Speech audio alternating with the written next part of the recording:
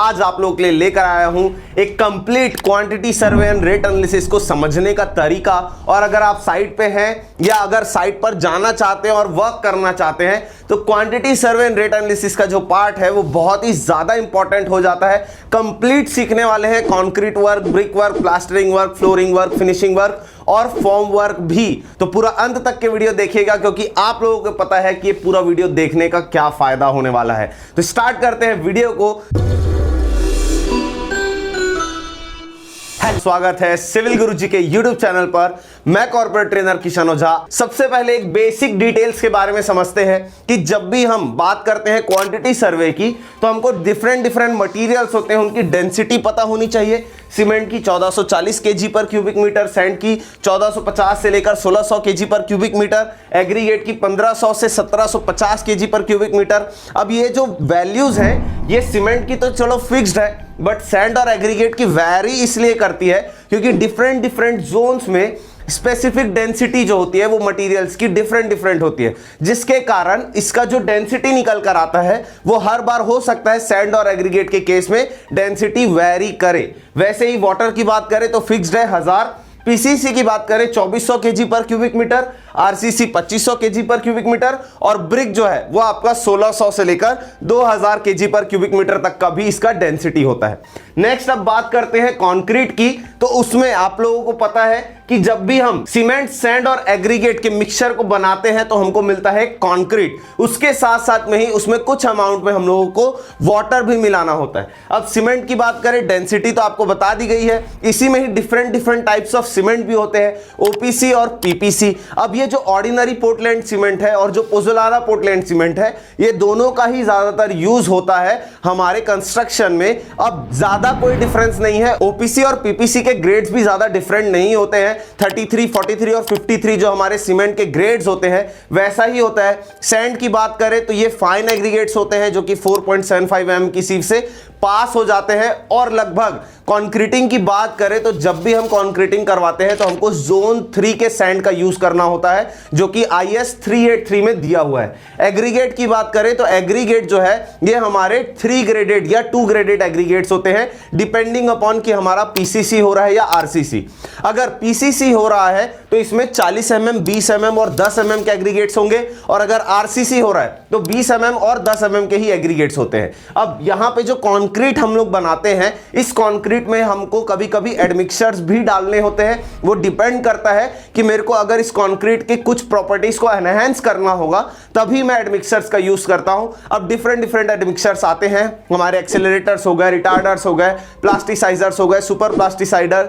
तो ये सारी चीजें मिक्स करने के बाद हमको एक फाइनल प्रोडक्ट क्या मिलता है, हमारा कंक्रीट। अब जब भी कंक्रीट की बात होगी तो कंक्रीट के रेशियोज हमको पता होना बहुत ज्यादा जरूरी है। यहां पे M5 से लेकर M25 तक के कंक्रीट के रेशियोज गिवन है, जिसमें M5 से लेकर M20 तक के जो मिक्स हमारे पास रहते हैं वो नॉमिनल मिक्स होते हैं, और M25 से लेकर उससे ऊपर M80 तक भी हम जाते हैं तो वो हमारे डिजाइन मिक्स होते हैं। अब नॉमिनल मिक्सेस में ये होता है कि हमको इसके कंक्रीट के जो रेशियोज हैं वो पहले से ही पता होता है, इसको हमको अलग से फाइंड आउट नहीं करना पड़ता। पर जैसे ही M25 या उससे ऊपर का ग्रेड आ गया कंक्रीट का, वहां पे हमको डिजाइन मिक्स करना पड़ता है, वो भी IS 10262 और IS 456 की हेल्प से, ताकि हम प्रॉपरली रेशियोज को मिक्स कर सके। अब M5 का 1, 5, 10 मतलब 1:5:10 में ये 1 पार्ट हो गया सीमेंट, 5 पार्ट्स हो गया सैंड और 10 पार्ट्स हो गया एग्रीगेट का। सिमिलरली ये जितने भी रेशियोज हैं, जिसमें मोस्ट कॉमनली यूज जो हमारे कंक्रीट रेशियोज होते हैं वो M10, M15 होता है हमारे पीसीसी के लिए। अगर ड्राइंग में मेंशन्ड है तो हमको वही ग्रेड यूज करना है, अगर ड्राइंग में मेंशन्ड नहीं है पीसीसी के लिए तो हम M10 या M15 का यूज कर सकते हैं। और आरसीसी के लिए जो मिनिमम ग्रेड होता है हमारा कंक्रीट का वो M20 से स्टार्ट होता है। यहां पे M मतलब मिक्स होता है और 20 जो है ये जो न्यूमेरिक वैल्यू है ये आपकी कैरेक्टरिस्टिक कंप्रेसिव स्ट्रेंथ बताती है उस कंक्रीट की आफ्टर 28 डेज। सिमिलरली M25, अब बहुत लोग यहां कंफ्यूज होते हैं कि M25 का तो रेशियो ऑलरेडी गिवन है तो इसके लिए हमको डिजाइन मिक्स करने की क्या जरूरत, बट M25 की भी है तो भी हमको यहां पे डिजाइन मिक्स करना होगा। हो सकता रहता है कि यहाँ पे ये रेशियोज बदले, ये कंप्लीटली डिपेंड करता है उसके मिक्स डिजाइन के रिपोर्ट पे। तो ये रेशियोज का जानना बहुत ही ज्यादा जरूरी है। और बात करते हैं कि जब भी हमको क्वांटिटी सर्वे या रेट एनालिसिस करना होता है, उसके लिए जो नेसेसरी डेटा रिक्वायर्ड होता है वो होता है हमारा एस्टिमेशन का एब्स्ट्रैक्ट शीट। ये एब्स्ट्रैक्ट शीट आप लोगों के पास होना बहुत ही ज्यादा जरूरी है। यहां पे मैंने एक एग्जांपल निकाला एब्स्ट्रैक्ट शीट से, जिसको आप ऑलरेडी एस्टिमेशन में पढ़ के आ चुके होंगे, और अगर अभी तक के एस्टिमेशन का वीडियो नहीं देखे हो तो डल गया है, जाके देख लो, कंप्लीट एस्टिमेशन सीख जाओगे। और ये कैसे बनता है कि इसकी क्वांटिटी हम लोग कैसे फाइंड आउट करेंगे। जब भी मैं बात करता हूं क्वांटिटी सर्वे की, तो उसके लिए हमको डिफरेंट स्ट्रक्चर्स के, डिफरेंट मटेरियल्स के वॉल्यूम, एरिया, उसके नंबर्स, ये सारी चीजें हमको कैलकुलेट करने आनी चाहिए। उसके लिए यहां पे मैं बात करता हूं सीमेंट कंक्रीट की, तो यहां पे डिफरेंट देखो, जैसे फ्लोर पीसीसी हो गया, pedestal column, ground beam concrete, plinth beam concrete, column concrete, lintel beam, slab का कंक्रीट, ये सारी डिटेल्स आपको इस एब्स्ट्रैक्ट शीट से मिलती है। और वो कितनी क्वांटिटी में लग रही है, वो क्वांटिटी के साथ उसकी टोटल वैल्यू क्या हो रही है उस कंक्रीट की, ये हमको एस्टिमेशन से पता चलता है। तो अब बात करते हैं कि इस एस्टिमेशन की एब्स्ट्रैक्ट शीट से हम लोग कंक्रीट की जो क्वांटिटी है उसको तो फाइंड आउट कर चुके हैं, बट कंक्रीट बनाने के लिए जो सीमेंट सैंड एग्रीगेट लगता है उसकी क्वांटिटी फाइंड आउट करने के लिए हमको करना पड़ता है क्वांटिटी सर्वे। तो क्वांटिटी सर्वे में यहां पे मैं आप लोगों को 1 क्यूबिक मीटर के लिए बताने वाला हूं। अगर हम 1 क्यूबिक मीटर के लिए समझ गए तो चाहे जितना भी क्यूबिक मीटर होगा हम उसको इजीली फाइंड आउट कर सकते हैं। चलिए बात करते हैं सबसे पहले कंक्रीट के क्वांटिटी सर्वे की। ये प्रॉपर आप नोट्स के साथ इसके कैलकुलेशन साथ में करते जाइएगा, क्योंकि इस चीज में हमको ज्यादा से ज्यादा प्रैक्टिस करनी होती है। जब भी हम लोग बात करते हैं वॉल्यूम ऑफ कंक्रीट की, चाहे कॉलम हो, चाहे फाउंडेशन हो, चाहे बीम हो, चाहे स्लैब हो, जब भी हम उस वॉल्यूम को फाइंड आउट करेंगे वो हमारे वेट कंडीशन में होता है। बट क्वांटिटी सर्वे का जो कैलकुलेशन है वो ड्राई कंडीशन में होगा, क्योंकि जो मिक्स जो होगा, जो लेबर मिक्स करेगा, उसके पास जो मटीरियल्स होते हैं वो तो ड्राई कंडीशन में होते हैं। तो ड्राई होने के बाद क्या होता है कि उसके वॉल्यूम में कुछ चेंजेस आते हैं। ये वॉल्यूमेट्रिक चेंज जो है, इसी को ही हम लोग कंप्रेसिबिलिटी वॉइड इंडेक्स बोलते हैं, जिसमें ये जो कंक्रीट होता है उसके लिए कंप्रेसिबिलिटी वॉइड इंडेक्स 54% होता है। तो यहां पे जब भी हम लोग वॉल्यूम ऑफ कंक्रीट निकालेंगे क्वांटिटी सर्वे के लिए, तो यहां पे जो कंडीशन आती है वो ड्राई के लिए ये कि सपोज अगर मेरा volume of concrete 1 cubic metre का है, उसमें मेरे को 1.54 का मल्टीप्लाई करना पड़ेगा। क्योंकि हम जब भी, फिर से मैं बोलना चाहूंगा कि जब भी हम लोग वॉल्यूम निकालते हैं वो वेट कंडीशन में होता है। उस वेट कंडीशन से उसको ड्राई कंडीशन में बदलने के लिए वहां पे हमको एक कोफिशिएंट का यूज करना पड़ता है, ड्राई कोफिशिएंट का, जो कि होता है 1.54। तो अगर आपका volume of concrete 1 cubic metre है, आपको मल्टीप्लाई करना है 1.54 से। हमेशा जब भी आप क्वांटिटी सर्व करेंगे कंक्रीट का, तो हमारे पास जो volume of concrete dry condition में आ गया वो आ गया 1.54 क्यूबिक मीटर। अब सपोज यहां पे जो मैं रेशियो ले रहा हूं वो M20 का ले रहा हूं, और M20 के लिए जो रेशियो होता है वो होता है हमारा 1.5-3 का, जिसमें ये पार्ट ऑफ सीमेंट है, ये 1.5 पार्ट ऑफ सैंड है, और ये जो 3 है ये आपका पार्ट ऑफ एग्रीगेट है। यहां पे इन तीनों के ही सम ऑफ रेशियोज की बात करें तो 1 + 1.5 + 3 5.55। यहां पे जो हमारा सम ऑफ रेशियो आया है वो 5.5 का आया है। तो अब बात करते हैं हम लोग, यहां सम ऑफ रेशियोज तो निकाल लिए, बात करते हैं क्वांटिटी ऑफ सीमेंट की। तो जब भी हम लोग सीमेंट की बात करते हैं तो साइट में जब इसको ऑर्डर करना होता है तो ये बैग्स में आते हैं, और जो एक बैग का वेट होता है वो आपका 50 किलो का होता है। बट मिक्स करते टाइम हमको ये पता होना चाहिए कि quantity of cement cubic metre में कितना है, केजी में कितना है, और बैग्स में कितना आएगा। क्यों? क्योंकि 2 तरीके से मिक्स होता है, या तो बाय वेट मिक्स होगा तो उसके लिए हमको केजी पता होना चाहिए, या तो बाय वॉल्यूम मिक्स होगा तो उसके लिए हमको इसको क्यूबिक मीटर में भी पता होना चाहिए, और साइट में सीमेंट मंगवाने के लिए हमको इसको बैग्स में भी पता होना चाहिए। अब यहां पे जो फॉर्मूला यूज होता है वो लगभग सेम ही रहेगा, कभी भी ये चीज बदलती नहीं है।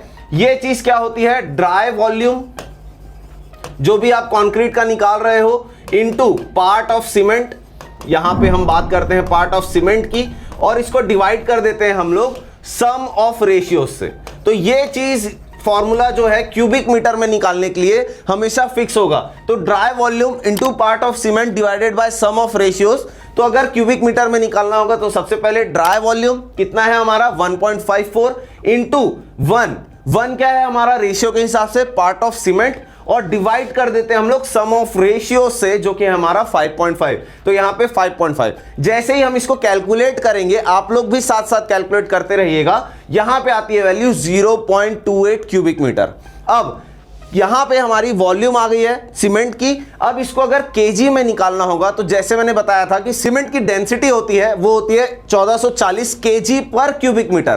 तो यहां पे जस्ट मेरे को क्या करना होगा, जैसे ही मेरा सीमेंट क्यूबिक मीटर में आ जाएगा, केजी में निकालने के लिए मेरे को डेंसिटी ऑफ मटेरियल से मल्टीप्लाई करना है। तो 0.28 क्यूबिक मीटर इंटू 1440 केजी पर क्यूबिक मीटर, तो यहां पे क्यूबिक मीटर कैंसल हो जाता है और यहां पे हमारा जो सीमेंट की क्वांटिटी है केजी में वो कैलकुलेट हो जाएगी 403.2 केजी। अब बैग्स में निकालना है, तो जैसे ही मेरे पास इसका वेट आ गया कि टोटल कितने मास में मेरे को सीमेंट लग रहा है, तो मेरे एक बैग का जो वेट होता है वो 50 किलो का होता है। तो जस्ट मेरे को क्या करना होगा कि यहां पे जो टोटल क्वांटिटी है, यहां पे जो हमारी आई है वैल्यू, वो आई है 403.2 केजी। तो 403.2 केजी को हम लोग डिवाइड कर देंगे 50 केजी से, तो हमको नंबर ऑफ बैग्स निकल जाएंगे 8.064। यहां पे ध्यान रखिएगा 064, तो जो भी वैल्यू आएगी उसको वैसे ही रखना है, उसको राउंड अप आप लोगों को नहीं करना है।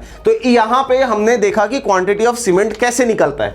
वहीं पे ही बात करेंगे अगर क्वांटिटी ऑफ सैंड भी निकालना होगा, फॉर्मूला कभी भी नहीं बदलेगा, फॉर्मूला आप लोग ध्यान रखिए सेम रहेगा। क्या होगा, dry volume into part of sand divided by sum of ratio, यही फॉर्मूला लगेगा हमेशा। बस क्या हो रही है वैल्यू, यहां पे पार्ट ऑफ सीमेंट था, सीमेंट की क्वांटिटी निकालने के लिए, अगर सैंड की क्वांटिटी निकालनी है तो मेरा यहां पे पार्ट ऑफ सैंड आ गया। तो मेरा ड्राई वॉल्यूम कितना है 1.54 इंटू 1.5 क्या हो गया हमारा पार्ट ऑफ सैंड, क्योंकि हम जो रेशियो ले रहे हैं वो ले रहे हैं 1:1.5:3। तो यहां पे जो ये 1.5 है ये हमारा पार्ट ऑफ सैंड है। तो 1.54 इंटू 1.5 डिवाइडेड बाय 5.5 जो कि हमारा सम ऑफ रेशियोज है। यहां से जो मेरी क्वांटिटी ऑफ सैंड आई क्यूबिक मीटर में वो 0.42 क्यूबिक मीटर आई। अब केजी में फिर से निकालना होगा, तो मैंने फिर से फर्स्ट स्लाइड याद रखी है, वहां पे मैंने डेंसिटी ऑफ मटेरियल्स बताए थे।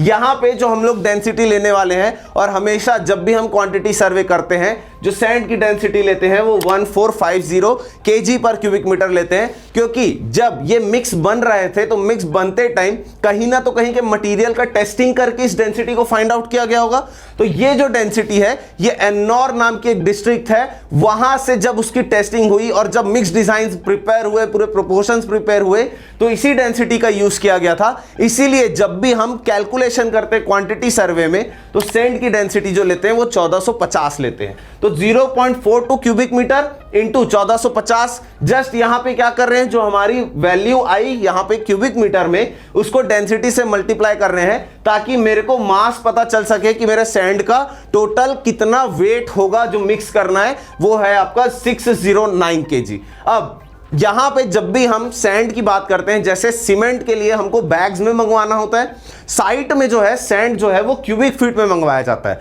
तो जब हमारे पास ऑलरेडी 0.42 क्यूबिक मीटर ऑलरेडी है, तो जस्ट मेरे को यहां क्या करना होगा, यूनिट कन्वर्जन क्यूबिक फीट में निकालने के लिए, तो 0.42 क्यूबिक मीटर इंटू 35.31। ये 35.31 क्या है, एक क्यूबिक मीटर में 35.31 क्यूबिक फीट होता है। तो अगर मेरे को क्यूबिक मीटर से क्यूबिक फीट में जाना है तो मेरे को 35.31 का मल्टीप्लाई करना होगा, वहां से वैल्यू आ जाएगी 14.83 क्यूबिक फीट। फिर नेक्स्ट बात करते हैं कि सैंड तो निकल गया, अब बात करते हैं क्वांटिटी ऑफ एग्रीगेट की। यहां पे भी सेम फॉर्मूला आप लोग ध्यान रखिएगा, dry volume into part of aggregate divided by sum of ratio, हमेशा यही फॉर्मूला होगा। आप लोगों को बस ध्यान रखना है कि आप किसकी क्वांटिटी निकाल रहे हैं और रेशियो पता होना चाहिए हम लोगों को। तो यहां पे क्वांटिटी ऑफ एग्रीगेट निकालने के लिए जस्ट ड्राई वॉल्यूम क्या है मेरा 1.54 into part of aggregate, part of aggregate कितना है 3, तो into 3 divided by sum of ratios, इसके रेशियोज का सम 5.5, यहां से मेरे को क्वांटिटी ऑफ एग्रीगेट निकल के आ जाता है 0.84 क्यूबिक मीटर। केजी में निकालना है तो यहां पे भी जो हम एग्रीगेट की डेंसिटी लेते हैं वो 1500 kg पर क्यूबिक मीटर ही लेंगे। अब यही डिफरेंस क्या हो जाता है जब हम मिक्स डिजाइन बनाते हैं। मिक्स डिजाइन में क्या होता है, डिफरेंट अवेलेबिलिटी के हिसाब से हर एक जगह का मटेरियल अलग हो सकता है, उसकी डेंसिटी अलग हो सकती है, वहां से हमारा जो कैलकुलेशन है वो भी बदल सकता है। बट जब भी हम क्वांटिटी सर्वे करते हैं वो एब्स्ट्रैक्ट शीट के साथ, एस्टिमेशन की शीट के साथ करते हैं। तो ये प्री एग्जीक्यूशन स्टेज होता है और यहां पे हम इन्हीं वैल्यूज के यूज करके क्वांटिटी सर्वे करते हैं। तो केजी में निकालना है तो जस्ट हमारा जो 0.84 क्यूबिक मीटर आया उसको मल्टीप्लाई कर देंगे 1500 से, क्योंकि ये डेंसिटी ऑफ मटेरियल में एग्रीगेट की डेंसिटी 1500 हमने ली है। यहां से इसका वेट आ गया 1260 केजी। अब फिर से एग्रीगेट भी साइड पे हम क्यूबिक फीट में मंगवाते हैं, तो क्यूबिक फीट में कन्वर्ट करने के लिए फिर से क्या करना होगा, जो हमारा वॉल्यूम आया है उसमें 35.31 का मल्टीप्लाई कर देंगे और आपको यहां पे मिल जाएगी कि एग्रीगेट कितना मंगवाना है। तो इस कैलकुलेशन में हमने जो लिया था वो कैलकुलेशन किया था 1 क्यूबिक मीटर के लिए। अब यहीं पे ही अगर वैल्यू बदल जाती है तो आप लोगों को यह भी प्रैक्टिस करनी है कि सपोज वॉल्यूम ऑफ कंक्रीट आपका 8 क्यूबिक मीटर होगा, तो जहां जहां 1 है वहां आपको क्या करना होगा, 8 यूज करना होगा और यहां से आप शुरू करेंगे और यही प्रोसेस के साथ आगे बढ़ेंगे और सीमेंट सैंड एग्रीगेट की क्वांटिटीज आप लोग निकाल लेंगे। अभी एक बार में चीजें हमको समझ में नहीं आती है, बार बार उस चीज की प्रैक्टिस करनी होगी और इस वीडियो में कंप्लीट हम लोग इसकी और प्रैक्टिस करने वाले हैं। तो बने रहिएगा, क्योंकि अभी हमने तो सिर्फ कॉन्क्रीट वर्क ही देखा है, अभी तो पूरे वर्क बचे हैं, ब्रिक वर्क, प्लास्टरिंग वर्क, उसको कंप्लीट समझेंगे। अब यहां पे जैसे ही हमारा सीमेंट सैंड एग्रीगेट निकल गया, इसके बाद यहां पे जब हम साइट पे रहते हैं तो साइट में क्या होता है कि हमारे पास एक मिक्सर मशीन होती है। मिक्सर मशीन हमेशा ध्यान रखिएगा कि हॉपर के साथ वाली यूज करें, इसके साथ साथ में एक फियोरी यूज होती है और आरएमसी यूज होती है। अब सपोज एक साइट की कंडीशन है, यहां पे ग्राउंड बीम कास्ट हो रही है, तो हमने अपने क्वांटिटी के हिसाब से सबसे पहले इसका पूरा वॉल्यूम निकाल लिया कि कितने वॉल्यूम में हमको कंक्रीट लगेगा इस ग्राउंड बीम के लिए। इसका डेटा हमको ड्राइंग से मिल जाता है। जैसे ही इसका वॉल्यूम कैलकुलेट हो गया, इसके वॉल्यूम कैलकुलेट होने के बाद हम सीमेंट सैंड एग्रीगेट की क्वांटिटी निकालते हैं और उसके हिसाब से साइट पे जहां वर्क हो रहा है हम सीमेंट सैंड और एग्रीगेट को रखते हैं, ताकि जितना काम हमको यूज है उतना ही माल हमारे पास रहे। एक्स्ट्रा रहेगा तो हो सकता है कि वेस्टेज में चले जाए, तो वेस्टेज को बचाने के लिए भी तो ध्यान रखिएगा। जब भी हम इसकी प्लेसिंग की बात करते हैं, जब भी मिक्स बनेगा तो यहां पे एक मेटल शीट का होना बहुत ज्यादा जरूरी है, ताकि इस मेटल शीट पे ये कंक्रीट गिरे, ताकि डायरेक्टली सॉइल के कांटेक्ट में ना जाए। और अगर सॉइल के कांटेक्ट में गया कंक्रीट तो वहां पे उसकी स्ट्रेंथ में और वहां क्रैक्स डेवलप होने के चांसेस हो सकते हैं, क्योंकि अगर थोड़ा बहुत भी अगर उसकी मिट्टी अगर इस कंक्रीट के साथ मिक्स हो गई तो कहीं ना कहीं वो इस पूरे कंक्रीट को कहीं ना कहीं डैमेज कर सकता है, उसकी स्ट्रेंथ को अफेक्ट कर सकता है। तो ध्यान रखिएगा कि ये सारी चीजों का भी हमको ध्यान रखना होता है। अब यहां पे आरएमसीज रखी हुई है, आरएमसी के साथ साथ हम फ्योरी भी यूज करते हैं। तो जब भी हम इसकी बात करेंगे, यहां पे क्या होता है कि अब सपोज मेरे को इस ग्राउंड बीम को कास्ट करने के लिए मेरे को मटेरियल्स तो पता चल गए। अब मेरे को अगर ये पता करना हो कि इस ग्राउंड बीम को कास्ट करने के लिए कितने लेबर्स की जरूरत होगी और ये ग्राउंड बीम कितने रुपए में कास्ट हो जाएगी, तो जैसे ही हम क्वांटिटी सर्वे कर लेते हैं अपने कंक्रीट वर्क का, उसी टाइम हमको करना होता है इसका रेट एनालिसिस। तो रेट एनालिसिस के लिए सिर्फ एक फॉर्मेट है, इस फॉर्मेट को हमको समझना है। सबसे पहले वॉल्यूम ऑफ कंक्रीट अपने हिसाब से जो भी हमारा उस ग्राउंड बीम या हमारा कॉलम है उसके वॉल्यूम को अगर हम यहां रख देंगे, तो जनरली रेट एनालिसिस सिर्फ 5 चीजों से मिलकर बनता है। सबसे पहले बात करते हैं मटेरियल, फिर उसके कैरियज की, देन उसमें लगने वाले लेबर्स, उसमें लगने वाले इक्विपमेंट्स और उसके साथ साथ में उसमें जो भी टैक्सेस लगते हैं हमारे, contractors profit, overhead cost, GST, water taxes, ये सारे चीजें इसी में ही हमको इंक्लूड करना होता है। ठीक है, तो जैसे ही हमारा क्वांटिटी सर्वे हो जाता है मटेरियल्स का, तो यहां पे हम उस चीज को फिल करना शुरू करते हैं। तो यहां पे जो ये फॉर्मेट होता है रेट एनालिसिस का वो यही रहेगा हमेशा। जस्ट क्या करना है कि सपोज मैं 1 क्यूबिक मीटर के लिए यहां पे रेट एनालिसिस बना रहा हूं और मेरा जो रेशियो था वो M20 का ही था। हमने प्रीवियस में कैलकुलेट करके देख लिया कि हमारी क्या क्या वैल्यूज हैं। मैं एक रफ वैल्यूज लिखते जाऊंगा, आप लोग साथ में लिखते जाना। तो पोर्टलैंड सीमेंट अभी हमारा कितना आया था, 8.06, वही लिख देंगे डायरेक्ट जो हमारा एग्रीगेट है। अब यहां पे हम लोग बात कर रहे हैं आरसीसी की, तो आरसीसी में जो एग्रीगेट्स यूज होते हैं वो 20 mm और 10 mm के होते हैं। तो हमारा जो रेशियो 20 mm कितना डालना है और 10 mm कितना डालना है, ये कंप्लीट डिटेल्स आपको मिक्स डिजाइन रिपोर्ट से मिलती है। तो यहां पे जो डिस्ट्रीब्यूशन होता है वो जनरली 20 mm का हमारा 60% जनरली, पर ये वेरी भी कर सकता है, डिपेंड करता है हमारे मिक्स डिजाइन के रिपोर्ट पे। तो 20 mm 60% डिस्ट्रीब्यूट होता है और 10 mm 40% डिस्ट्रीब्यूट होता है। तो सपोज मान के चलिए कि हमारा जो एग्रीगेट आया वो सपोज 30 क्यूबिक मीटर का आया, तो यहां पे हम लोग जब इस 20 mm और 10 mm की बात करेंगे तो इस 30 क्यूबिक मीटर का सिर्फ 60% ही हमारा यहां पे काउंट होगा। तो 0.6 इंटू 30 और 0.4 इंटू 30 ऐसे भी कर सकते हैं, या इसको कंप्लीट एक साथ भी आप लोग लिख सकते हैं। जरूरी नहीं है कि उसको 20 mm और 10 mm में ही हम लोग डिस्ट्रीब्यूट करें। अब अगर कोर्स सैंड की बात करें तो सपोज यहां पे मैं मान लेता हूं कि ये 15 क्यूबिक मीटर आया है, तो जस्ट हमको क्या करना है, इस फॉर्मेट में हमको सिर्फ वैल्यूज को लिखते जाना है। आप लोग क्या करें, वीडियो पॉज करके प्रॉपरली इस पहले पूरे टेबल को बना लीजिए अपनी कॉपी में, और जो जो वैल्यूज हमने निकाली है उनको वापस यहां पे फिल करते हुए जाना है। अब कैरेज की बात करें तो कैरेज उतना ही होगा ना जितना हमने क्वांटिटी निकालना है। तो कैरेज में ये सेम वैल्यू आएगी यहां पे कि जितना हमको क्वांटिटी की जरूरत है उतने का ही कैरेज करना होगा।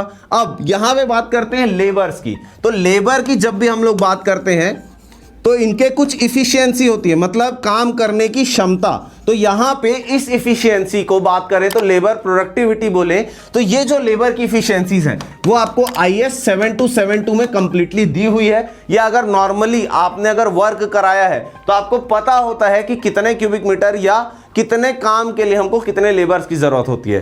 पर अगर नहीं पता है तो IS 7272 के हेल्प से आप लेबर की क्वांटिटी को भी फाइंड आउट कर सकते हैं। यहां पे जो मेसन, बेलदार और भिस्ती है, यहां पे 0.17 की इफिशियंसी है, बेलदार की 2 है और ये भिस्ती की 0.9। ये क्या होती है कि सपोज बात करें मेसन की तो यहां पे मैंने लिखा हुआ है 0.17। ये क्या होता है, डे पर क्यूबिक मीटर। मतलब यहां पे जो एक लेबर है 1 क्यूबिक मीटर का काम 0.17 डे पे करता है। तो यहां पे हम 1 क्यूबिक मीटर का ही काम करवा रहे हैं, तो कितना दिन लगेगा उस लेबर को, 0.17। तो सिमिलरली अगर वॉल्यूम ऑफ कंक्रीट बढ़ेगा तो यहां पे मेरे लेबर्स की क्वांटिटी भी बढ़ेगी। ये हमने 1 क्यूबिक मीटर के हिसाब से रखा हुआ है। और अगर मैं इसको 10 कर दूं, सपोज 10 क्यूबिक मीटर के लिए है, तो यहां पे जो मेसन की क्वांटिटी हो जाएगी वो हो जाएगी 0.17 इंटू 10, मतलब 1.7। तो ये चीजें जस्ट एक बेसिक कैलकुलेशन होती है जो हम रेट निकालते हैं। सिमिलरली इक्विपमेंट्स की बात करें तो इक्विपमेंट में हमारे कंक्रीट मिक्सर्स आते हैं, फिर वाइब्रेटर्स आते हैं। ये क्या होता है कि जब हम साइट पे रहते हैं तो वहां पे हमारे पास जो मिक्सर मशीन होती है उसकी भी कैपेसिटी को देखा जाता है। तो जनरली 2 से 3 बोरी का माल बनता है कंक्रीट मिक्सर में, पर 3 बोरी का नहीं बनाते, हमेशा 2 ही का बनाते हैं, नहीं तो वो गिरने लग जाएगा। फ्योरी की बात करें तो 1 क्यूबिक मीटर से लेकर 2 क्यूबिक मीटर तक का माल बन सकता है, उसमें लगभग 8 बोरी से लेकर 12 बोरी तक का। सिमिलरली अगर आरएमसी की बात करें तो वो उसकी कैपेसिटी होती है 5 क्यूबिक मीटर से लेकर 7.5 क्यूबिक मीटर तक। तो हमारे को जितना भी रिक्वायरमेंट होता है हम उस हिसाब से जो भी हमारे मिक्सर मशीन्स हैं उनका यूज करते हैं। इसके बाद जो है आपका 1% वाटर चार्ज ऐड होता है, फिर जीएसटी ऐड होता है और उसके बाद contractors profit and overhead cost. तो एज पर सीपीडब्ल्यूडी नॉर्म्स जो कॉन्ट्रैक्टर्स प्रॉफिट और ओवरहेड कॉस्ट होता है वो 15% होता है, मतलब कॉन्ट्रैक्टर्स प्रॉफिट 7.5% और ओवरहेड कॉस्ट 7.5%। इसके बाद हमारा बस एक और चीज ऐड होता है जो कि सेस होता है 1%। ये क्या होती है, ये सारी चीजें हमको अपने गवर्नमेंट में दिखानी होती है और ये सारी चीजें इंक्लूड होने के बाद ही हमारा एक फाइनल रेट बनकर आता है। अब जो रेट जो है वो आपके लोकेलिटी के हिसाब से वैरी कर सकता है, तो रेट हम अपने लोकल मार्केट सर्वे करके या हम मटेरियल्स के बारे में जानकर कि कितना क्यूबिक फीट चल रहा है सैंड, कितने रुपए बोरी चल रहा है हमारा सीमेंट, तो यहां पे उन रेट्स को चेंज करके हम यहां पे इसका प्रॉपर क्वांटिटी सर्वे और रेट एनालिसिस कर सकते हैं। तो ये एक बेसिक से मैंने स्टार्ट किया था, बट आगे और अपन इस चीज को और देखने वाले कंप्लीटली। अब ये तो मैंने जस्ट एक फॉर्मेट बता दिया रेट एनालिसिस का, बट अगर आप अभी एक फ्रेशर हैं और अभी आप एक साइट इंजीनियर की पोस्ट में जाना चाहते हैं, या अपने ही साइट पे अगर कंक्रीट बन रहा है और जानना चाहते हैं कि सीमेंट सैंड एग्रीगेट कितना होगा, तो सिर्फ और सिर्फ हमको इतनी ही चीजों की जरूरत होती है कि यहां पे हमको सीमेंट की क्वांटिटी, सैंड की क्वांटिटी और एग्रीगेट की क्वांटिटी फाइंड आउट करने आनी चाहिए। रेट एनालिसिस का जो वर्क होता है वो प्रॉपरली एक क्वांटिटी सर्वेयर या एक प्रोजेक्ट मैनेजर लेवल तक का रेट एनालिसिस का वर्क होता है। तो अब ये तो बात हो गई थी कंक्रीट वर्क की, अब बात करते हैं ब्रिक वर्क की। ब्रिक वर्क में जब भी हम क्वांटिटी सर्वे की बात करते हैं तो ब्रिक वर्क जो होता है हमारा, यहां पे नंबर ऑफ ब्रिक्स निकालना होता है, फिर इन ब्रिक्स को जोड़ने के लिए जो मोटार मसाले की जरूरत होती है उनको फाइंड आउट करना होता है। जो हम रिच मिक्स की बात करते हैं, जब भी ब्रिक वर्क करते हैं तो हमारे CPWD नॉर्म्स और उसके स्पेसिफिकेशंस में ये कंप्लीटली क्लियरली गिवन है कि हम जो मोटार यूज करें वो 1:3 या 1:4 तक का यूज करें। अब यहां पे क्या होता है, ब्रिक्स के कुछ मॉड्यूलर साइजेस होते हैं और कुछ non modular sizes. Modular sizes की बात करें तो मॉड्यूलर में आपका 190 बाय 90 बाय 90 mm का आपका एक ब्रिक होता है। ये होता है हमारा विदाउट मोटार का।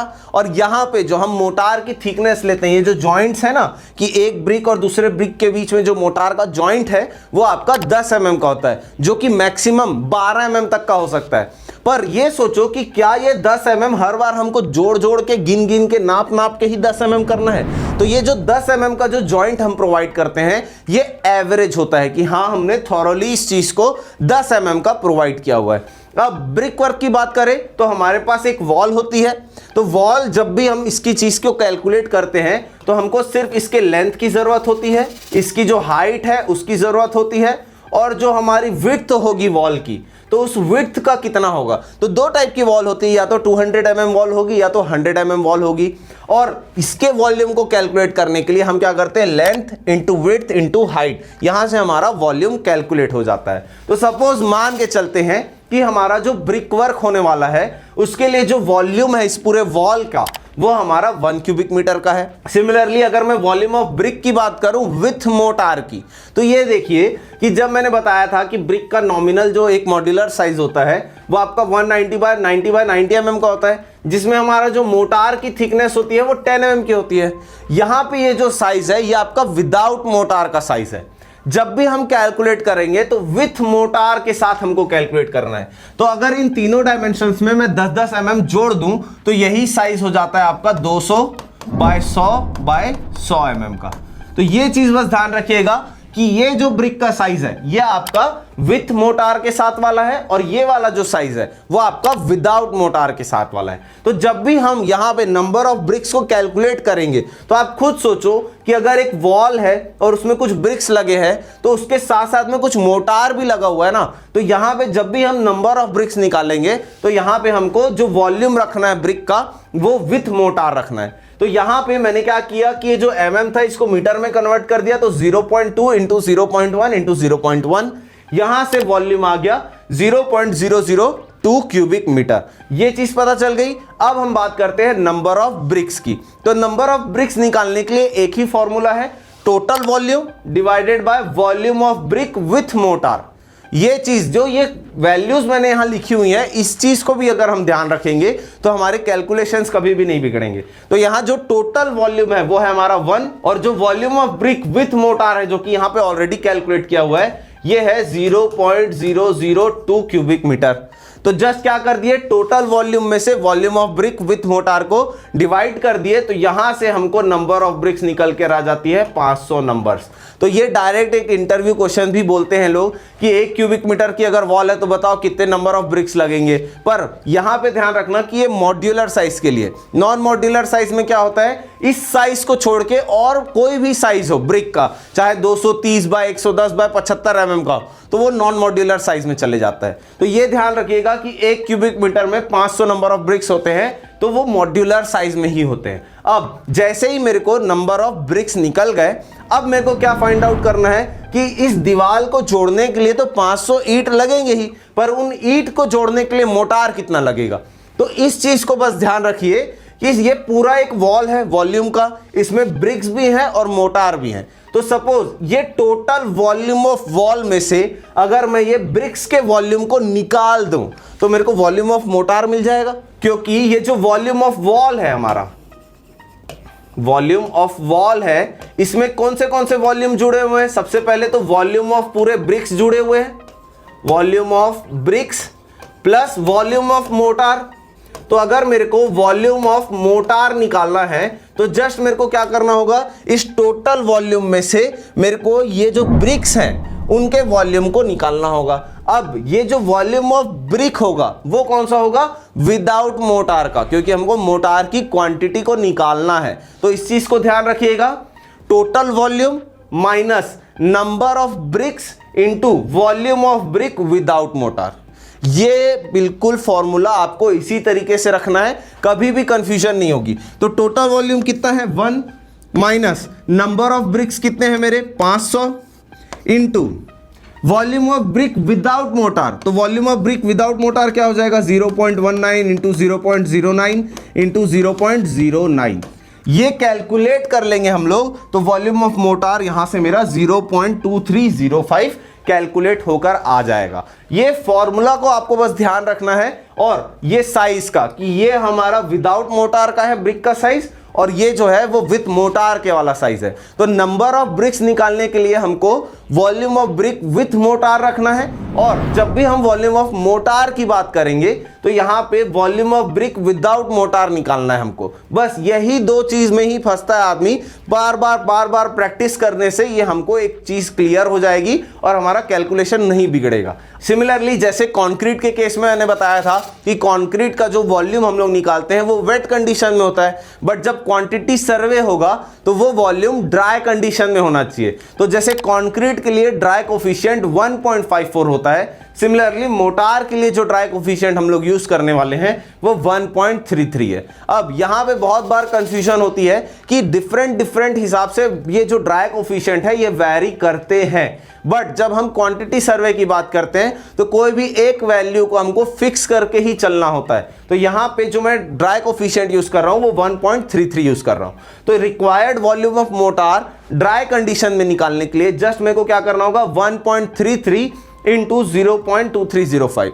ये वैल्यू क्या है, जो हमारा वॉल्यूम ऑफ मोटार निकला था वेट कंडीशन में, इसको ड्राई कंडीशन में चेंज करने के लिए हमने ड्राई कोफिशिएंट का यूज किया 1.33। यहां से हमारा जो रिक्वायर्ड वॉल्यूम आ गया मोटार का वो आ गया 0.306। अब जैसे ही ये चीज हमको पता चल गई तो मोटार जो बनता है वो आपका सीमेंट, सैंड और वाटर के साथ मिलकर बनता है। तो सीमेंट और सैंड की क्वांटिटी निकालनी होती है हमको मोटार के केस में। तो 0.306 हमारा क्या आ गया 0.306, ये आ गया हमारा वॉल्यूम ऑफ मोटार, जिसके लिए हमको सीमेंट और सैंड की क्वांटिटी निकालनी है। तो जैसे मैंने बताया कि ब्रिक वर्क करने के लिए जो हमारा मोटार का रेशियो हम 1:3 से 1:4 तक ले सकते हैं, तो मैं यहां 1:3 का मोटार यूज कर रहा हूं। सिमिलरली फिर से same method, cement sand aggregate, cement sand, ये सब निकालने का एक ही तरीका है और उसी चीज को बार बार हमको प्रैक्टिस करनी है। तो फिर से क्वांटिटी ऑफ सीमेंट की बात करें, क्यूबिक मीटर में निकालना है तो क्या होगा formula, dry volume into part of cement divided by sum of ratio. ये 1 क्या हो गया हमारा सीमेंट, पार्ट ऑफ सीमेंट, और ये जो 3 है हमारा ये पार्ट ऑफ सैंड है। सिमिलरली सम ऑफ रेशियोज की बात करें, सम ऑफ रेशियो तो ये कितना हो जाएगा 1 + 3 दैट इज 4। तो मेरा सम ऑफ रेशियोज कितना हो जाएगा 4। तो ड्राई वॉल्यूम कितना है मेरा 0.306 इंटू पार्ट ऑफ सीमेंट कितना है 1 divided by sum of ratio कितना है 4। यहां से जैसे ही हमारा वॉल्यूम निकल कर आ जाएगा सीमेंट का क्यूबिक मीटर में, जैसे ही निकल कर आया केजी में निकालने के लिए क्या करना होगा, सीमेंट की डेंसिटी से मल्टीप्लाई करना होगा 1440। तो यहां पे अब आप लोगों को कैलकुलेट करना है कि यहां पे कैलकुलेट करिए और देखिए कि सीमेंट क्यूबिक मीटर में कितना आ रहा है, फिर केजी में कितना आ रहा है, और बैग में निकालने के लिए जैसे ही यहां से केजी में मिला हमको 50 से डिवाइड करना होगा। बस यही मेथड है, आपको इसी प्रोसेस को फॉलो करना है। सिमिलरली क्वांटिटी ऑफ सैंड की बात करें तो क्यूबिक मीटर में निकालने के लिए फॉर्मूला क्या होगा, dry volume into part of sand divided by sum of ratio. यही है फॉर्मूला। यहां पे भी हमने डेंसिटी क्या ली हुई है सैंड की 1450 और क्यूबिक फीट में कन्वर्ट करने के लिए 35.31। अब इसी को ही अगर डायरेक्ट सॉल्व करना होगा तो डायरेक्ट के लिए अब हर बार तो अपन ये चीज नहीं निकालेंगे। अगर सपोज मान के चलिए मेरे को सीमेंट जो है वो डायरेक्टली बैग्स में चाहिए, तो मैं क्या फॉर्मूला यूज करूंगा, dry volume into part of cement divided by sum of ratio into density of cement divided by weight of one bag of cement. ठीक, तो ये क्या हो गया, इसी चीज को मैंने एक बार में बना के लिख दिया। आप दोनों तरीके से इस चीज को यूज कर सकते हो, जैसे भी जो भी इजी लगे। सिमिलरली अगर सैंड का बनाना होगा तो सैंड के केस में यहां पे क्या हो जाएगा, पार्ट ऑफ सैंड, यहां पे डेंसिटी ऑफ सैंड आ जाएगी और ये वेट ऑफ वन बैग हट जाएगा, तो डायरेक्टली मेरे को वो केजी में मिल गया। या डायरेक्टली मैं इस फॉर्मूला को लगा के क्यूबिक फीट में चाहिए तो 35.31 का मल्टीप्लाई कर दूंगा तो सैंड क्यूबिक फीट में मिल जाएगा। इस चीज को आप अच्छे से 2-3 बार प्रैक्टिस करिए, क्योंकि यही है क्वांटिटी सर्वे, कि मेरे को ये पता होना चाहिए कि सीमेंट और सैंड की क्वांटिटी हम लोग निकालते कैसे हैं, और साइड में फट निकालने के लिए हम इसमें कोई भी ट्रिक्स का अपना यूज कर सकते हैं। इसलिए मैं हर चीजों को क्या बता रहा हूं, एक एक क्यूबिक मीटर के लिए, कि सपोज अगर ये 1 क्यूबिक मीटर के लिए हम लोग निकालना सीख गए तो जितना भी क्यूबिक मीटर आए हम उसको इजीली कैलकुलेट कर लेंगे। तो ये कंप्लीट ब्रिक वर्क के बारे में था। अब ये तो चीजें हो गई, अब नेक्स्ट हम लोग बात करेंगे प्लास्टरिंग वर्क की। तो प्लास्टरिंग वर्क में भी क्या होता है कि सबसे पहले ये चीजें मैं आप लोगों को ऐसे बता रहा हूं कि आप आराम से इस चीज को देखिएगा, क्योंकि बहुत बड़ा वीडियो होने वाला है। पेशेंस की जरूरत है, पेन कॉपी की जरूरत है, और कैलकुलेशंस आप लोग साथ साथ में करते जाएंगे, तो आप लोग इससे कुछ ना कुछ तो लर्निंग आप सीख के ही जाएंगे। अब बात करते हैं next, quantity survey of plastering work. तो प्लास्टरिंग वर्क में क्या होता है, सबसे पहले हमारे 3 टाइप के प्लास्टर होते हैं, रफ प्लास्टर, स्मूथ प्लास्टर और सीलिंग का प्लास्टर। रफ प्लास्टर मतलब जो भी हमारे घर के आउटर वॉल्स होते हैं, क्योंकि क्या होता है कि जब एक मेसन, एक ब्रिक लेयर जब उस ईंट को लगाना शुरू करता है तो वो घर के अंदर से लगाना शुरू करता है, तो जिस तरफ से वो लगाता है वो सरफेस उसको स्मूथ मिलती है, बट उसके बाद वाली जो दूसरे तरफ की सरफेस है वो रफ मिल रही है। तो जनरली जो घर के आउटर जितने भी एरियाज होते हैं उसमें तो लगभग 15 mm का ही प्लास्टर होता है। तो रफ प्लास्टर 15 mm का, स्मूथ प्लास्टर आपका 12 mm का, सीलिंग में जो प्लास्टर होता है जो हमारा सीलिंग पे वो आपका 6 mm का। बट ये जरूरी नहीं है कि ये इतना ही हो, ये वैरी कर सकता है, 1-1 इंच तक का भी प्लास्टर करना पड़ जाता है। अगर ब्रिक वर्क में गलती करी गई हो तो वहां पे हमको प्लास्टर बढ़ाना पड़ सकता है। अब यहां पे भी रेशियो की बात करें तो CPWD स्पेसिफिकेशन के हिसाब से वॉल्स के लिए जो हमारा सीमेंट और सैंड का रेशियो होना चाहिए मोटार का, वो 1:4 से लेकर 1:6 तक का होता है। मोटार फॉर सीलिंग की बात करें तो सीलिंग के लिए हमको एक रिच मिक्स देना होता है ताकि पकड़ अच्छे से बनी रहे, तो 1:3 से 1:4 का होता है। अब एक वर्ड आता है यहाँ पे सीमेंट स्लरी। तो जब भी हम ब्रिक वर्क कर लेते हैं, ब्रिक वर्क करने के बाद प्लास्टर अच्छे से बॉन्ड बना सके उसके लिए एक सीमेंट का घोल बनाया जाता है। वो सीमेंट के घोल को ही हम सीमेंट स्लरी बोलते हैं। उसको पहले प्रॉपरली स्प्रेड किया जाता है और उसके बाद ही हम प्लास्टर करते हैं। तो ये लगभग सीमेंट स्लरी आपका 4.4 kg पर स्क्वायर मीटर के हिसाब से लगता है। अब ये कितना घोल बनेगा वो डिपेंड करता है कंप्लीटली एरिया पे। तो ये जो प्लास्टरिंग वर्क होती है ये हमारा जो मोड ऑफ मेजरमेंट होता है उसका एरिया में होता है। बट क्वांटिटी सर्वे कभी भी हमको करना होगा प्लास्टरिंग के केस में तो हमेशा हमको उसके वॉल्यूम को ही फाइंड आउट करना होता है। अब डिडक्शंस की बात करें तो ऑलरेडी एस्टिमेशन में आपने ये डिडक्शंस के पार्ट को समझा होगा और आगे आने वाली वीडियोस में भी आप ये डिडक्शंस को समझेंगे। ये जो डिडक्शन होता है प्लास्टर का वो IS 1200 पार्ट 12 में दिया हुआ है और ये कंप्लीट डिडक्शंस दिए हुए हैं कि अगर ये ब्रिक वर्क है और यहाँ पे ओपनिंग्स हैं चाहे डोर की चाहे विंडो की, तो उसमें कितना कितना % हमको डिडक्ट करना है। बट ये कंप्लीटली पार्ट होता है एस्टिमेशन में, हमको डायरेक्टली एक क्वांटिटी मिल जाती है। तो ये कंप्लीट आपने एस्टिमेशन में ऑलरेडी सीख लिया होगा। अब बात करते हैं quantity survey of plastering work. तो सेम फिर से total area of plaster 1 square metre. Suppose ये एक वॉल है, यहाँ पे मेरे को प्लास्टर करना है, इसका एरिया कैसे निकालेंगे हम लोग, बस इसकी हाइट चाहिए और इसकी लेंथ चाहिए। लेंथ और हाइट को मल्टीप्लाई कर दिया, आपको एरिया मिल गया। अब सपोज ये जो वॉल का फेस है ये स्मूथ सरफेस है, तो स्मूथ सरफेस के लिए हमको क्या करना होता है 12 mm का प्लास्टर। तो वॉल्यूम निकालने के लिए जस्ट क्या कर देंगे हम लोग, एरिया इंटू थिकनेस। यहाँ पे थिकनेस जो प्लास्टर की है हम 12 mm ले रहे हैं, तो 1 इंटू 0.012, तो वॉल्यूम निकल कर आ गया 0.012 क्यूबिक मीटर।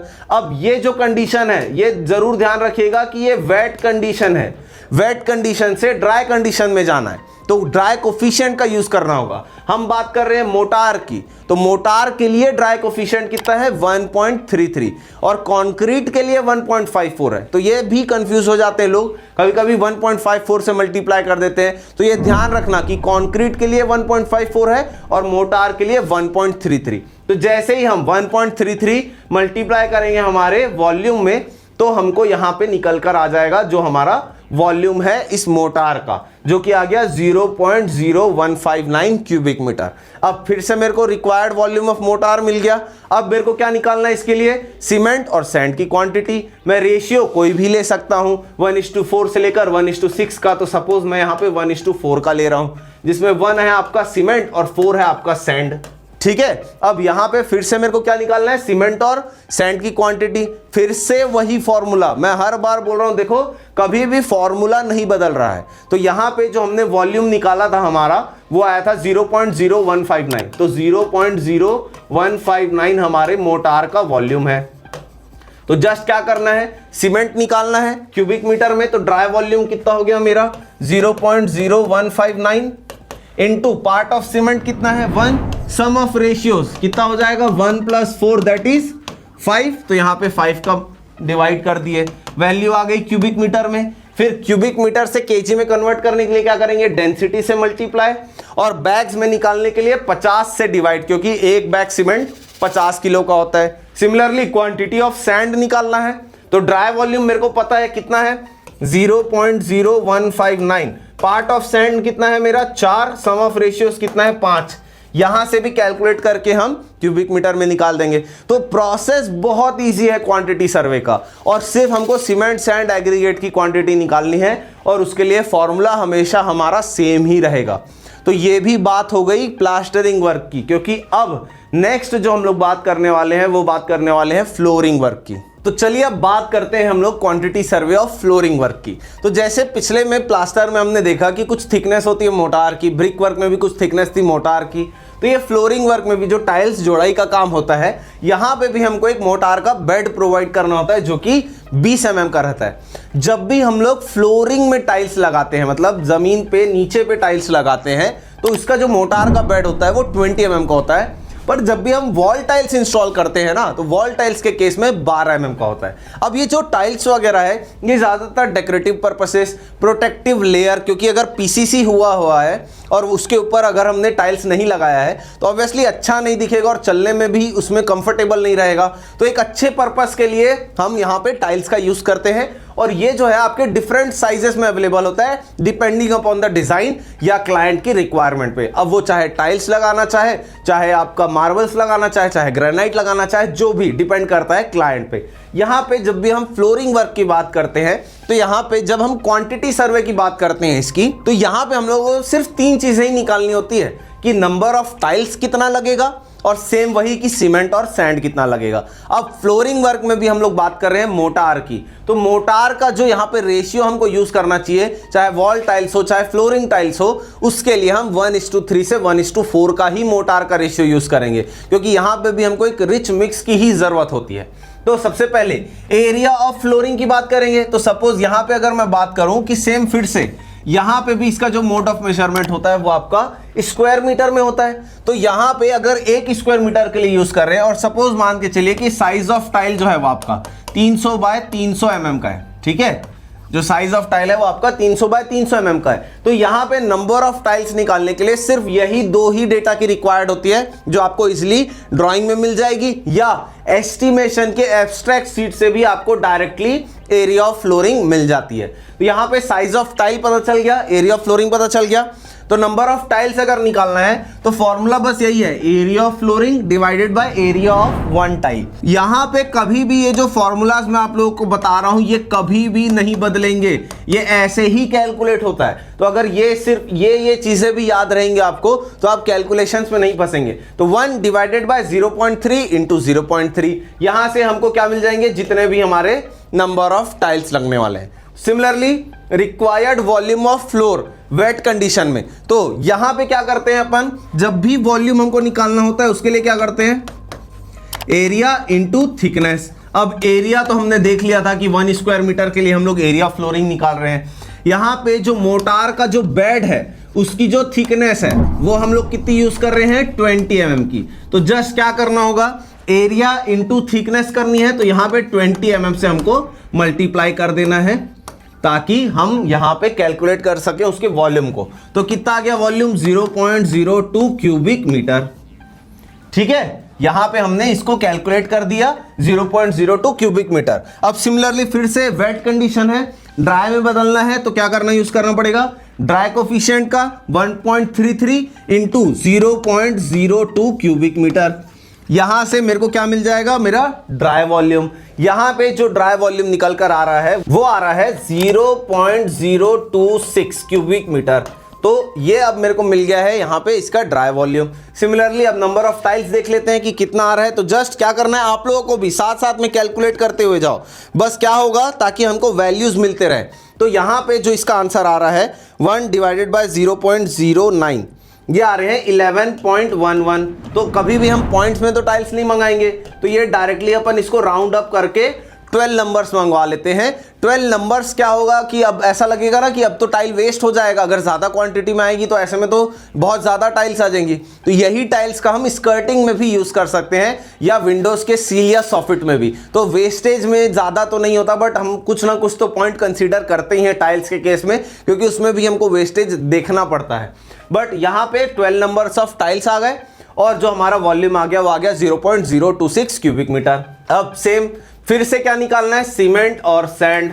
यहां पे रेशियो क्या यूज कर रहे हैं, 1:4 का सपोज फ्लोरिंग के लिए। यहां पे हमारा वॉल्यूम कितना आ गया, 0.026 क्यूबिक मीटर। फिर से क्या करना है, quantity of cement, quantity of sand, formula नहीं बदला है। ये 1 क्या है सीमेंट, ये 4 क्या है सैंड।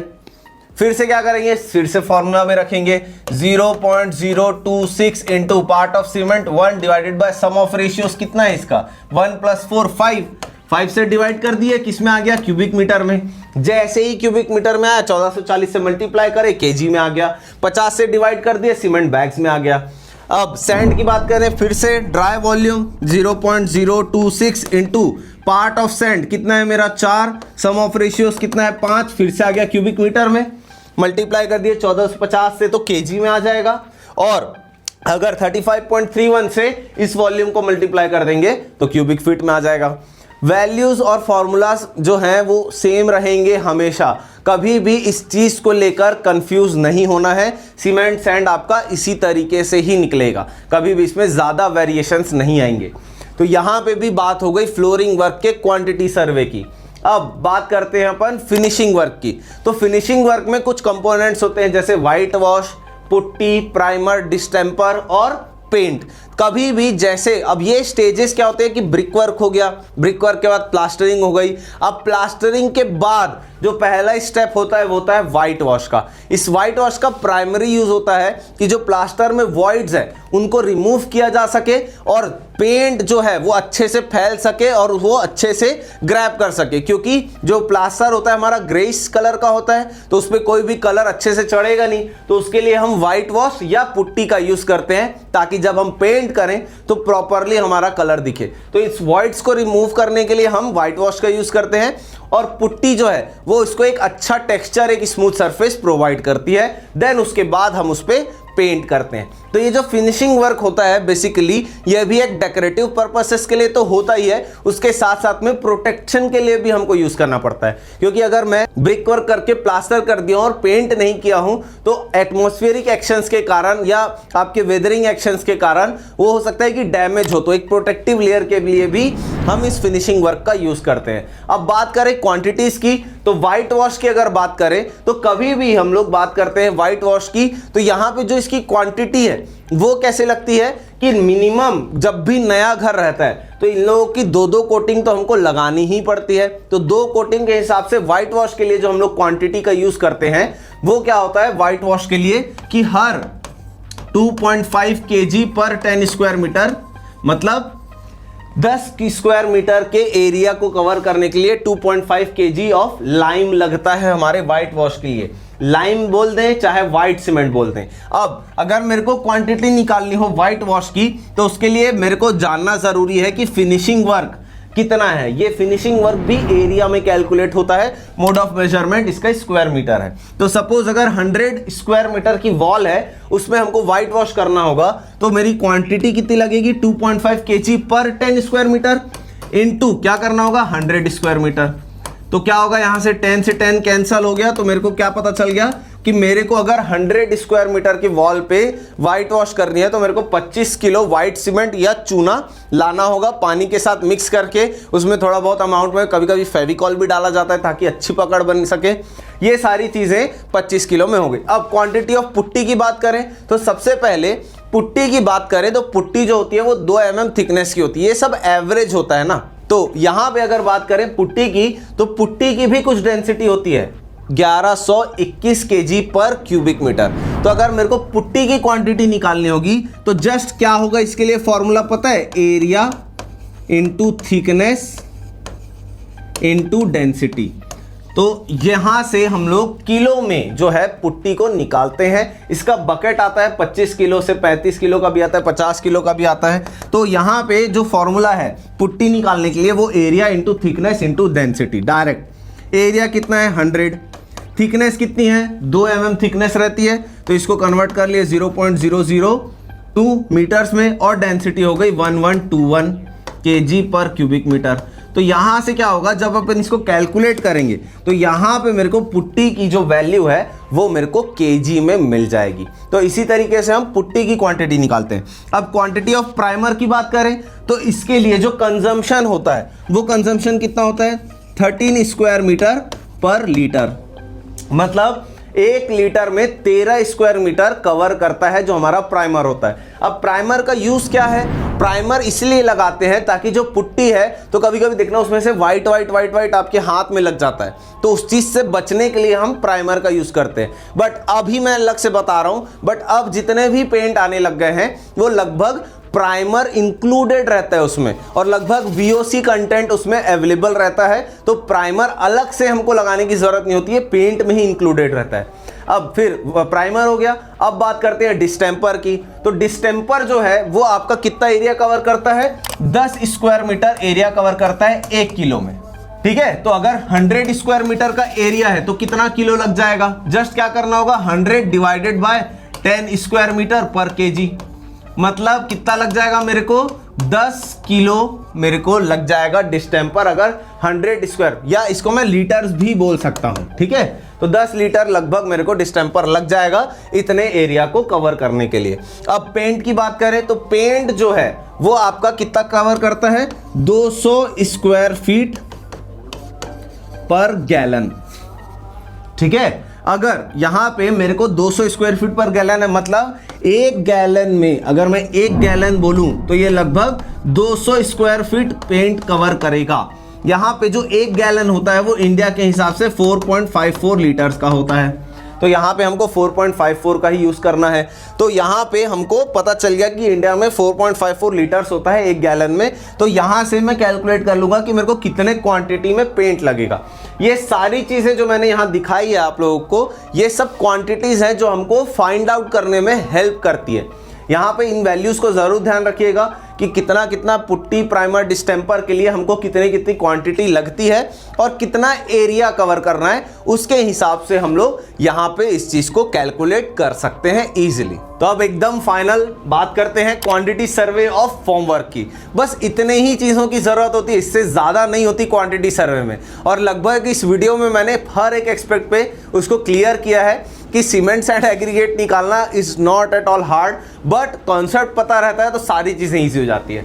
फॉर्मवर्क की बात करें तो टेम्पररी या परमानेंट मोल्ड्स होते हैं जिसमें हम क्या करते हैं कि कंक्रीट को पोर करके जो भी डिजायरेबल शेप चाहिए, चाहे कॉलम बनाना हो, चाहे फुटिंग, चाहे बीम, चाहे स्लैब, तो उसके लिए हम फॉर्मवर्क का यूज करते हैं। अब फॉर्मवर्क क्या होते हैं 3 टाइप के, शटरिंग, सेंटरिंग और स्टेजिंग। अभी तक के हर बार जब भी हम देख रहे हैं फॉर्मवर्क लगा हुआ तो शटरिंग चल रहा है शटरिंग, बट शटरिंग उसी पार्ट्स को बोला जाता है जब हम फोम वर्क को वर्टिकली लगाते हैं और वर्टिकल मेंबर्स को हम लोग कंक्रीट में पोर करते हैं, तो वो पार्ट होता है आपका शटरिंग का। जब भी हम बात करते हैं सेंटरिंग की, मतलब जो स्लैब के नीचे प्लेट्स लगी रहती हैं वो आपके सेंटरिंग के पार्ट होते हैं, और जो शटरिंग और सेंटरिंग को सपोर्ट करते हैं जैसे प्रॉप्स हो गए, जैक्स हो गए, ये सारी चीज़ें आपकी स्टेजिंग के अंडर आती है। अब ये तो एक बेसिक हो गया, बट हमको क्वांटिटी सर्वे समझना है। अब बात करें कि क्वांटिटी सर्वे जो प्लाई का होता है हमारा, प्लाईवुड से, ठीक है, तो प्लाईवुड से जो होता है आपका, उसमें नॉर्मली हमको सबसे पहले ये जानना ज़रूरी है कि टोटल एरिया ऑफ शटरिंग कितना है। तो एरिया ऑफ शटरिंग मतलब इसका मोड ऑफ मेजरमेंट क्या हुआ, एरिया में स्क्वायर मीटर में।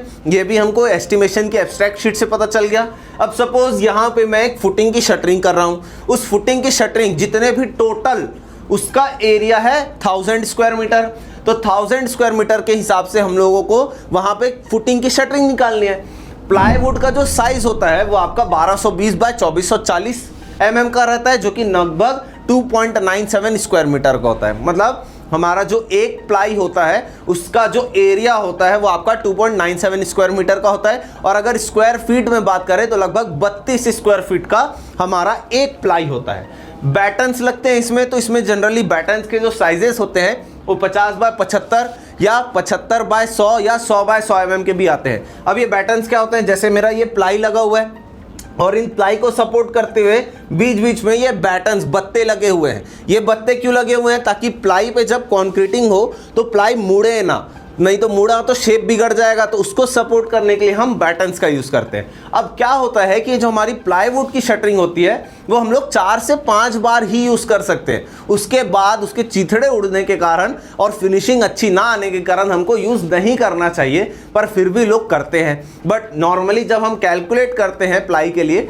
तो 4 से 5 बार ही हम देखेंगे। तो 4 से 5 बार मतलब अगर सोचो कि ये 1000 स्क्वायर मीटर की फुटिंग है, तो क्या पूरे में मैं लगा दूंगा शटरिंग, या मैं इसको अच्छे से प्लान कर सकता हूं कि सपोज 20 फुटिंग है और 20 फुटिंग में 20 के 20 में एक ही दिन में शटरिंग, एक ही दिन में कंक्रीटिंग की तो जरूरत नहीं है। तो क्यों ना इसको ऐसा किया जाए कि मैं इसको 4 हिस्सों में डिवाइड कर लेता हूं, कि सपोज मैं 4 के लिए ही बनाता हूं और एक दिन में 4 ही फुटिंग का करूंगा, ताकि मैं उसको रिपीट कर सकूं, क्योंकि मैं शटरिंग को 4 से 5 बार रिपीट कर सकता हूं। तो मैं शुरुआत में पूरे 1000 के लिए ना बना के मैं इसको क्या कर लूंगा कि क्वांटिटी रिक्वायर्ड निकालने के लिए 1000 को डिवाइड कर दूंगा 4 से, तो लगभग मेरा 250 स्क्वायर मीटर के आसपास हमारी रिक्वायर्ड क्वांटिटी आ जाएगी। क्यों? क्योंकि पूरे 1000 के लिए एक साथ कास्टिंग या शटरिंग नहीं बंधेगी, सिर्फ कुछ के लिए ही बनेगी। कितने के लिए? तो जब भी आपके पास टोटल एरिया आता है, फुटिंग की बात करें चाहे कॉलम की बात करें, वहां पे आप 4 या 5 से डिवाइड करके जो रिक्वायर्ड है उतने के लिए ही शटरिंग निकाल सकते हैं। अब क्वांटिटी ऑफ प्लाई निकालना है, तो इसके लिए जस्ट क्या होगा मेरा कि जितनी भी मेरी रिक्वायर्ड क्वांटिटी आई है उसको मैं डिवाइड कर दूंगा एरिया ऑफ 1 प्लाई से, सीधा सीधा। तो मेरे को पता चल जाएगा कि इतने एरिया के लिए मेरे को कितने प्लाई मंगवाने होंगे और कितने प्लाई लगवाने होंगे। तो रिक्वायर्ड क्वांटिटी कितनी है? 250। एरिया ऑफ प्लाई कितना आ गया यहाँ पे, सपोज मैं राउंड ऑफ करके 3 स्क्वायर मीटर मान लेता हूँ, तो ये लगभग कितने क्वांटिटी के आसपास आ जाएगी? लगभग 80 to 90 प्लाई के आसपास आएगी। इसका इजी और इसका सही कैलकुलेशन आप लोग खुद भी करेंगे कि 250 डिवाइडेड बाय 3 करेंगे तो लगभग 80-90 प्लाई के आसपास यहाँ पे क्वांटिटी आएगी।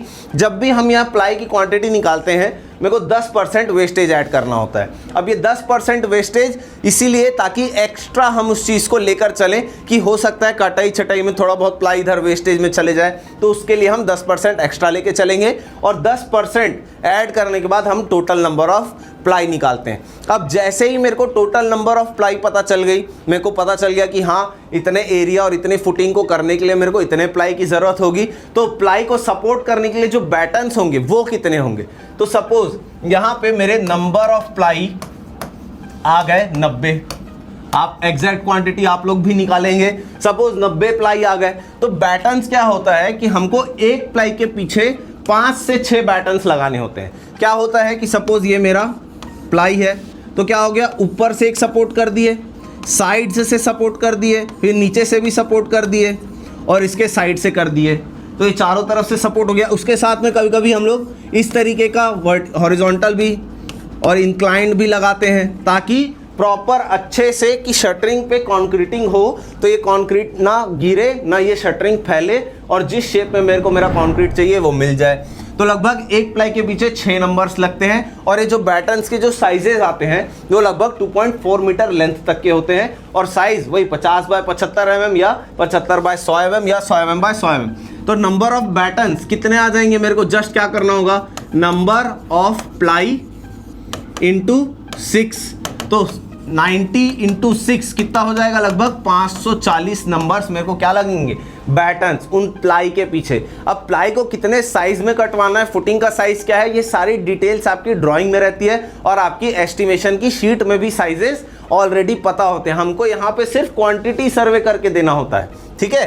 तो बैटन्स की क्वांटिटी जब ऑर्डर करते हैं ना, तो इसको हम लोगों को क्यूबिक फीट में मंगवाना होता है। तो क्यूबिक फीट के लिए जस्ट क्या हो जाएगा formula, numbers into length into width into height into 35.31।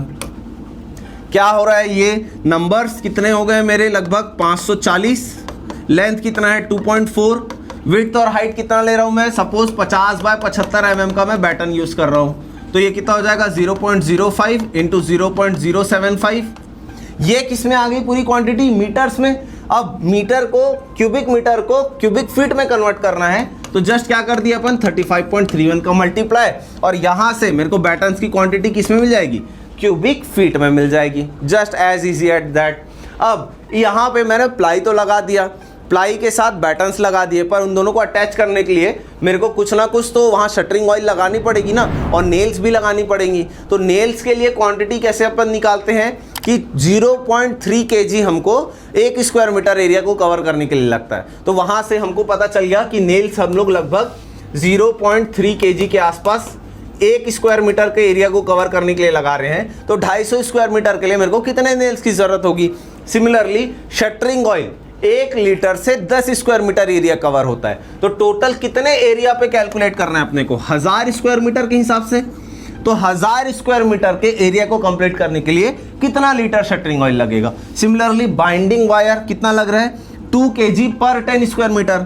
तो 1000 स्क्वायर मीटर के एरिया को कवर करने के लिए मेरे को कितना किलो बाइंडिंग वायर लगेगा। यहाँ पे ये एकदम इजी कि एक आम 5 रुपए का, तो 5 आम कितने रुपए का, वहां से आप इसको इजीली कैलकुलेट कर सकते हैं। तो यहाँ पे हम इस तरीके से प्लाईवुड की शटरिंग करते हैं। बट क्या आपको लगता है कि इतना जो हमने आज क्वांटिटी सर्वे पढ़ा, क्या इतना ही होता होगा या इससे ज़्यादा भी होता होगा? तो इसका जो क्विज होने वाला है उसके लिए तो अच्छे से तैयार हो जाइए, क्योंकि क्वांटिटी सर्वे इससे भी ज़्यादा है। ये तो एक बेसिक एक साइट इंजीनियर की रिक्वायरमेंट होती है, बस उससे आगे बढ़ना है तो इससे और अधिक जानना होगा।